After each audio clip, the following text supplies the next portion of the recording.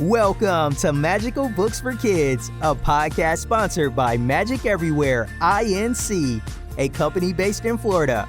Hosted by Michael John Sullivan, this is your place to hear the very best children's stories and an opportunity to get to know your favorite authors. Now, here is Michael John Sullivan.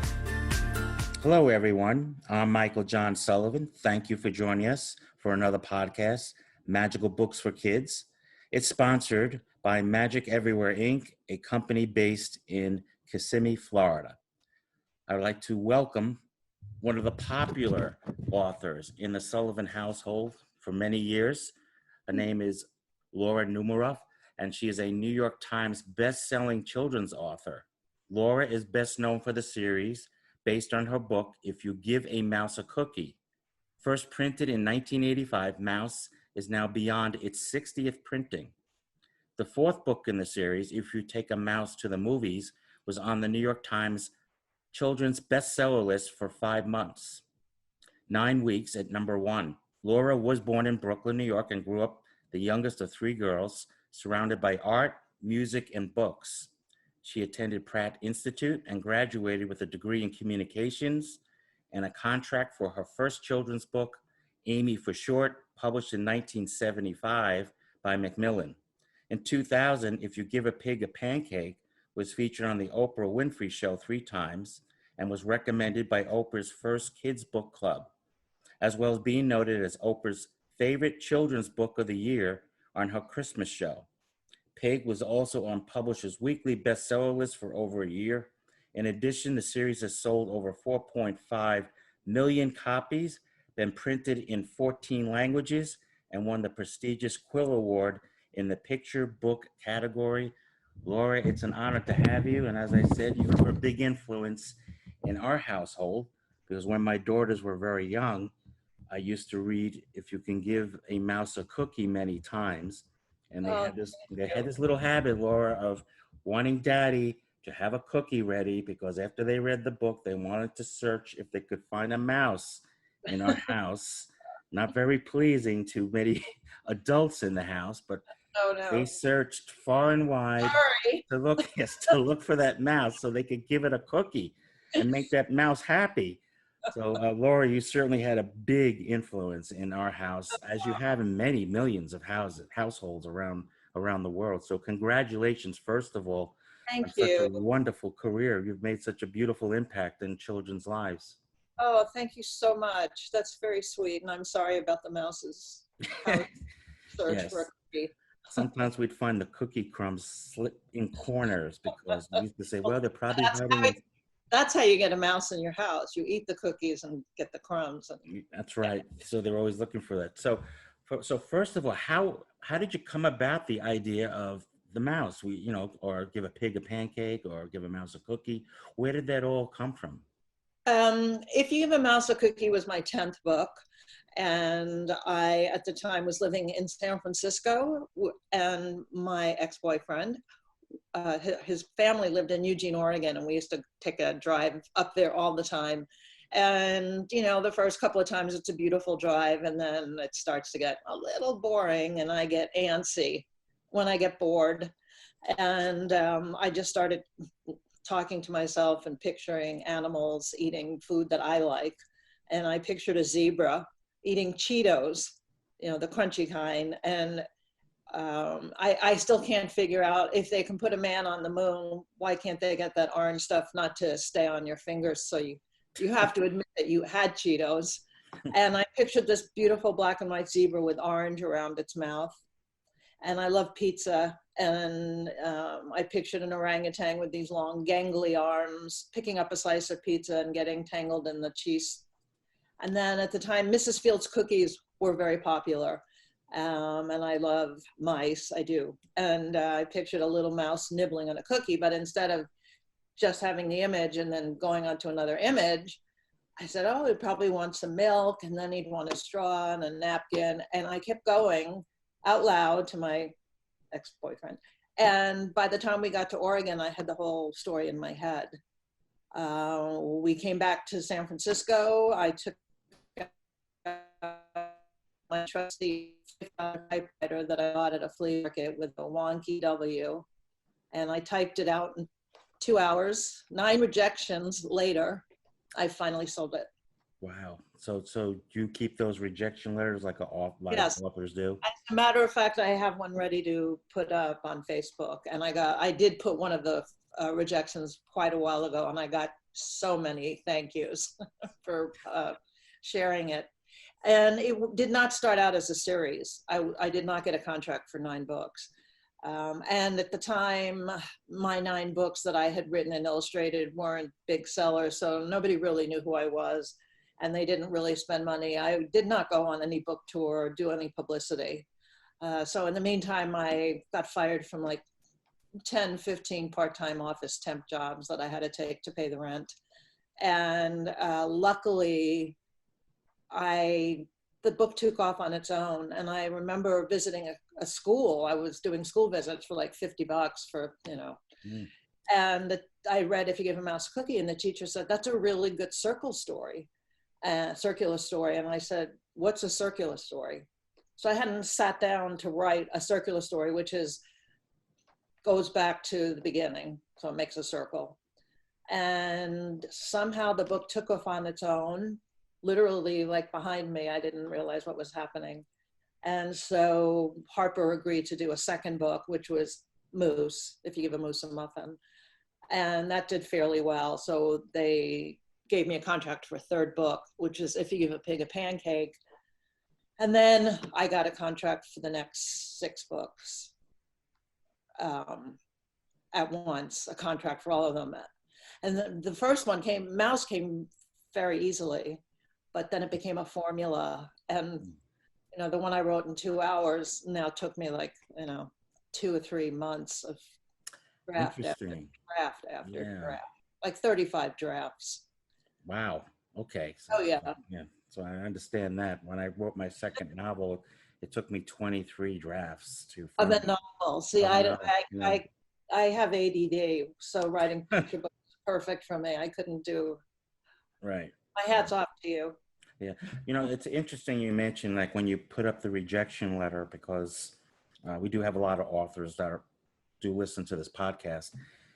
You get a lot of notes from authors saying that, you inspired me or you gave me a little boost to move forward on a project. Because I know it was like that for me when we did our first rhyming book called The Lizard Who Loves a Blizzard. I reference back to my time of, reading your story so many times to my daughters and everything. So you do have an influence not only with children, but you're also having another sort of like your trees expanding on who you're influencing. You're probably making a lot of adults' lives very easy at night, a little bit easier. I wouldn't say easy. Right. But a little bit easier by reading and everything. You influence the kids, the children, to read more with your stories. And you're also inspiring other authors out there, people that you probably never met or anything like that. But I was always wondering, someone like yourself who's gained this popularity and everything, do you get notes not only from children, but from adults as well?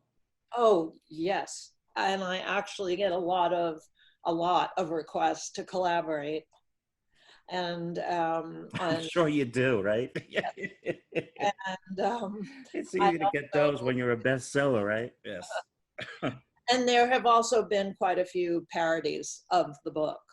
So you have to have a sense of humor too. That's the whole point about this as well.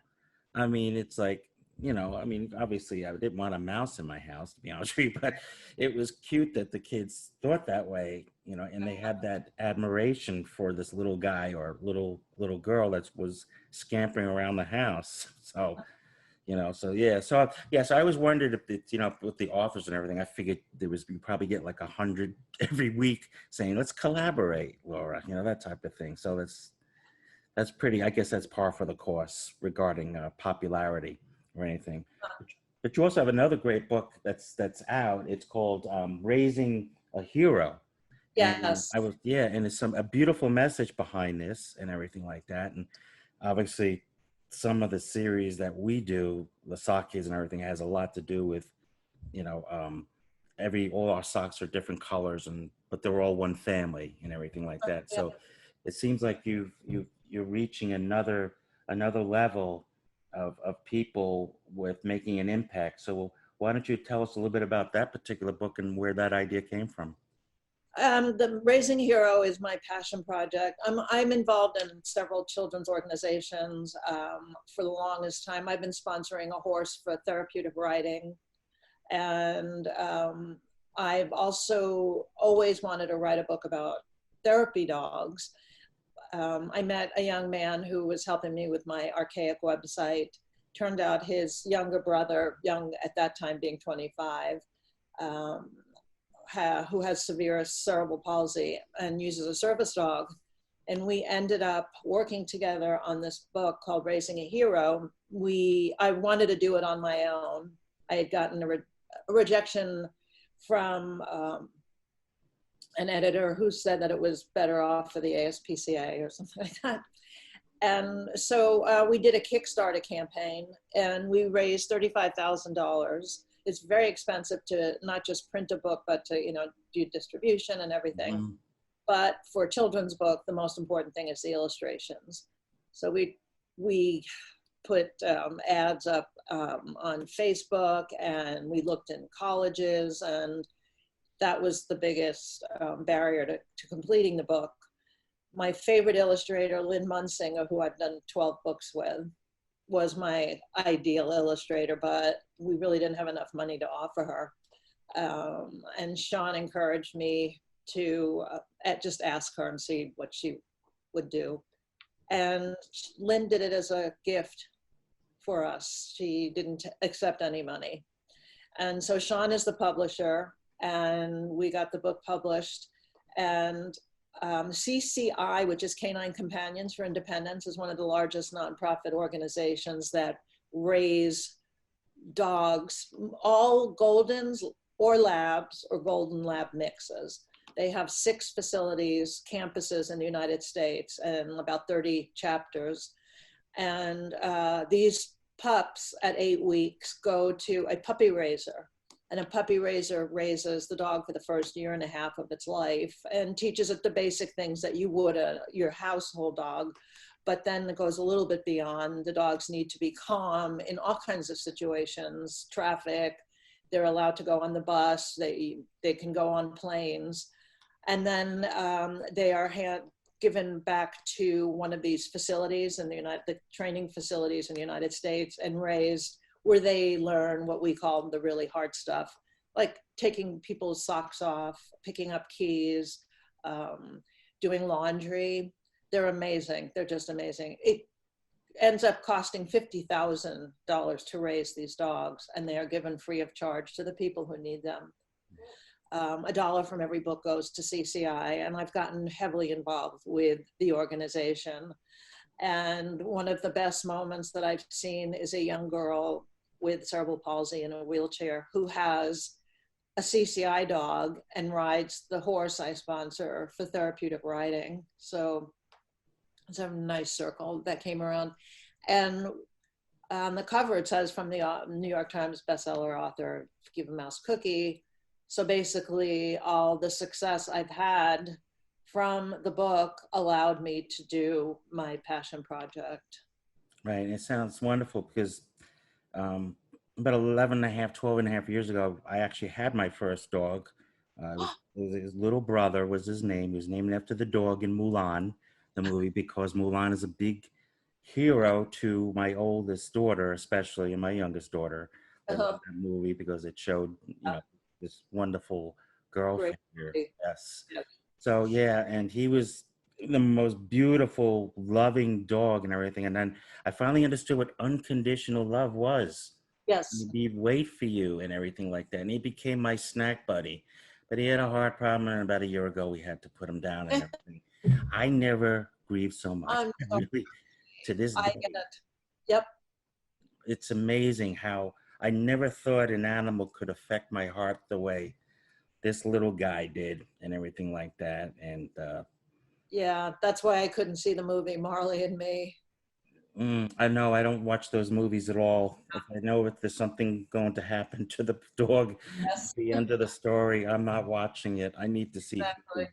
movies regarding dogs because they live far too short and they Oh, give us far too much for the little that we provide for them. exactly. And parrots live for like 85 years. Exactly, right? Isn't that amazing? And turtles can live for hundreds and hundreds of years. You know, that's the amazing part. And here's this little Yeah, animal I that comes into your life and everything. And they basically, they may not run the show, but they're willing to do it if you let them. But yes, they're not, but they won't be intrusive at all, you know. Yeah, but exactly. I remember always coming home and seeing his face in the window, the door window and everything there waiting for you. And Yeah, yeah, they're amazing.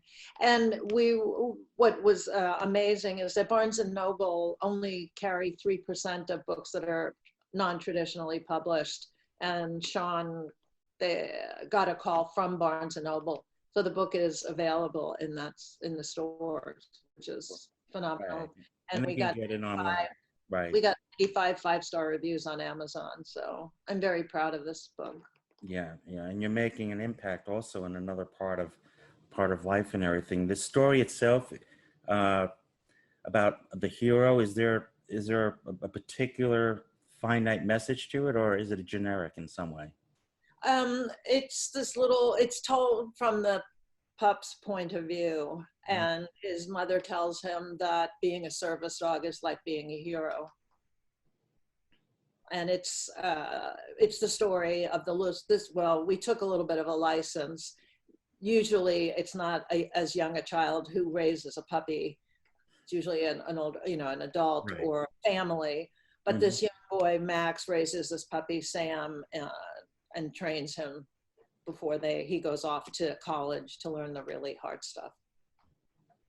Well, here's a question that every author has probably asked you. How did you feel when Oprah Winfrey said it was her favorite children's book of the year? I mean, did you get a message from the publisher, or did you have an idea when it was going to be shown on TV? No, I'm just the author. I've learned about a lot of great things later on or from somebody else telling me about them. Um, it definitely was amazing. And she also mentioned my book. I wrote a book about breast cancer for kids, and it was on the show with the doctor that I wrote the book with. Mm, So I'm kind of a huge Oprah fan for many reasons, but it's quite an honor, quite right. an You mentioned the breast cancer book. My mom passed away at 47 from breast cancer. So, was oh this? dear. Yeah. Was this a particular book? Is this a particular book you could find online, or you can find it in the stores? Actually, it was one of my Simon and Schuster books. It I did not set out to write a book about breast cancer. I got a phone call from Sprint one year, long time ago, and they wanted to do something for the month of October for kids, and wanted to write a book about breast cancer. And I was blown away and very honored. And I said yes. And then I hung up the phone and I literally called back and I said, I don't write nonfiction, and I don't have luckily for me, I don't have any experience with it. You may want to find another author. And they said, well, we have a survivor who's a doctor who will work with you if you'd like.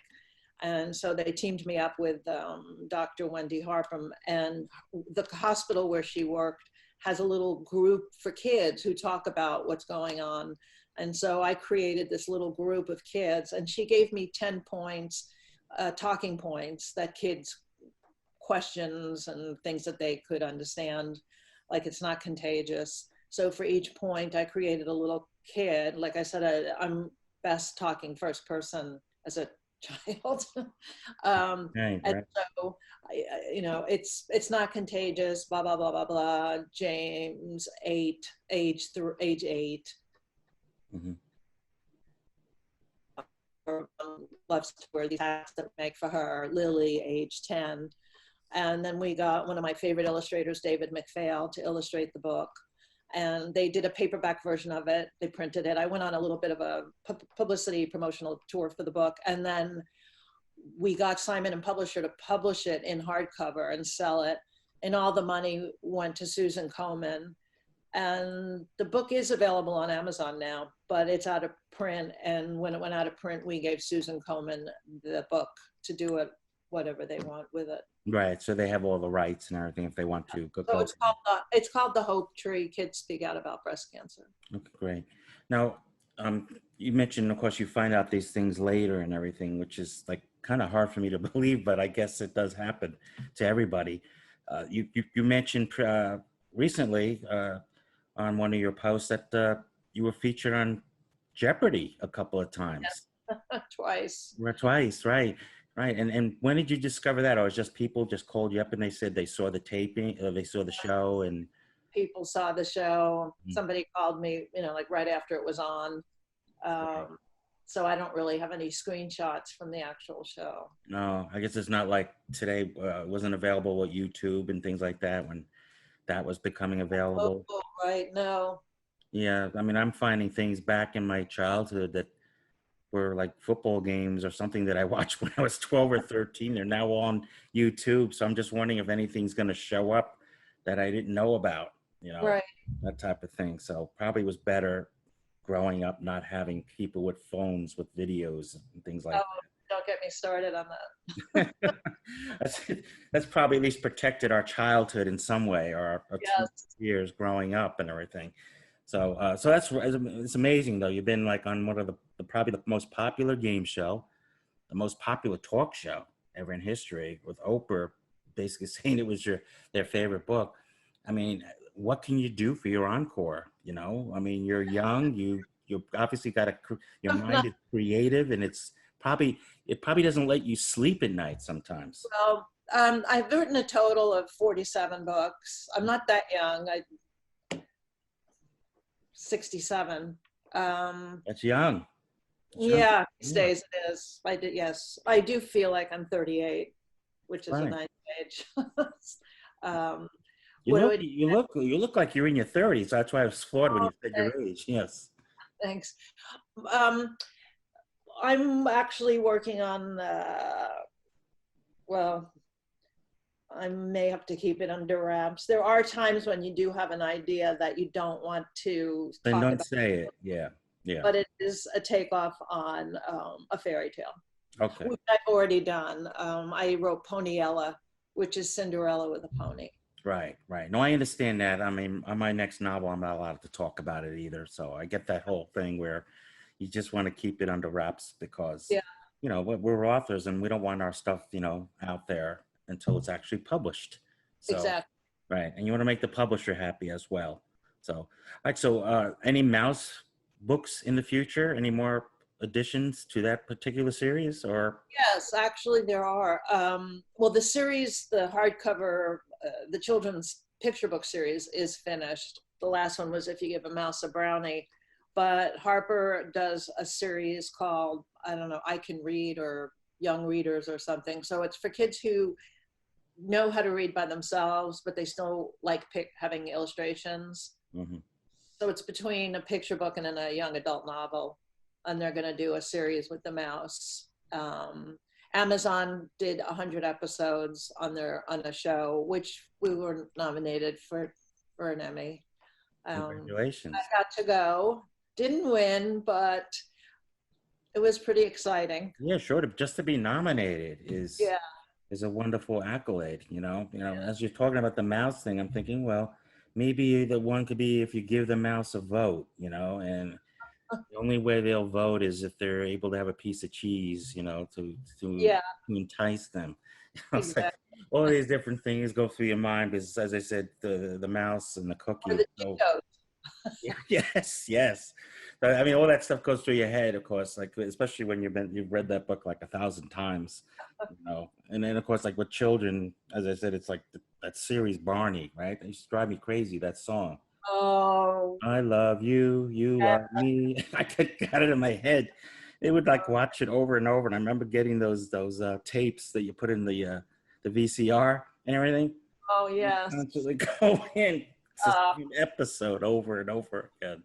So reading was a little bit more wonderful experience, you know, because they were learning words and everything. They were learning how to read as opposed to memorizing a song that was going to drive me nuts for about another decade. So, all right. Well, Laura Numeroff, thank you so much for joining us. As I said, it's been an honor, and it's sort of like my thank you to you. Thank you for keeping my nights a little bit easier and helping influence my daughters and helping inspire us to write our children's rhyming book and everything like that. So you've had a major impact in my life for sure, as well as my daughters. So I appreciate that. And I hope people realize that. And I know you've gotten many notes from the past and everything from people.